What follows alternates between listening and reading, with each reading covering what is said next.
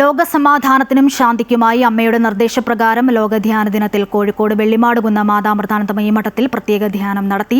മഠാധിപതി സ്വാമി വിവേകാമൃതാനന്ദപുരിയുടെ നേതൃത്വത്തിൽ നടന്ന ധ്യാനത്തിലും ഭജനയിലും പങ്കെടുക്കാൻ നിരവധി പേരാണ് മഠത്തിൽ എത്തിയത്.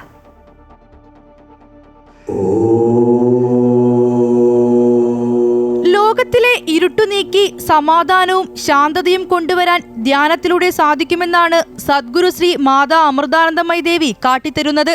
അമ്മ വിഭാവന ചെയ്ത മാ ഓം ധ്യാനവും ലോകശാന്തിക്കായുള്ള വൈറ്റ് ഫ്ലവർ മെഡിറ്റേഷനും ലോക ധ്യാന ദിനമായ ഡിസംബർ 21 ലോകമെങ്ങും നടത്തപ്പെടുന്നുണ്ട്. കോഴിക്കോട് വെള്ളിമാടുകുന്ന് മാതാ അമൃതാനന്ദമയി മഠത്തിൽ നടന്ന ധ്യാനത്തിലും ഭജനയിലും നിരവധി പേരാണ് പങ്കെടുത്തത്. അമ്മയുടെ വാക്കുകൾ ഉദ്ധരിച്ച് മഠാധിപതി സ്വാമി വിവേകാമൃതാനന്ദപുരി ധ്യാനത്തിന്റെ പ്രാധാന്യത്തെക്കുറിച്ച് സംസാരിച്ചു.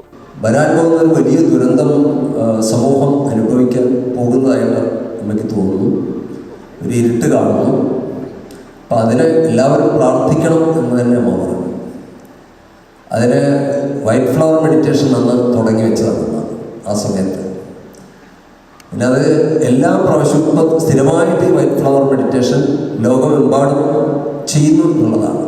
സ്വാമി വിവേകാമൃതാനന്ദപുരിയുടെ നേതൃത്വത്തിൽ ധ്യാനവും ഭജനയും നടന്നു. ആ ശാന്തിയുടെ ആഴങ്ങളിലേക്ക്, ഇരിപ്പിടത്തിലേക്ക് ആഴത്തിൽ പ്രവേശിക്കുക. സവകാശം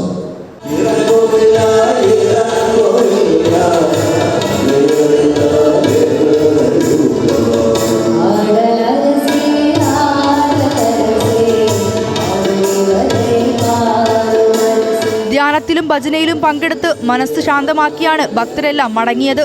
അമൃത ന്യൂസ്, കോഴിക്കോട്.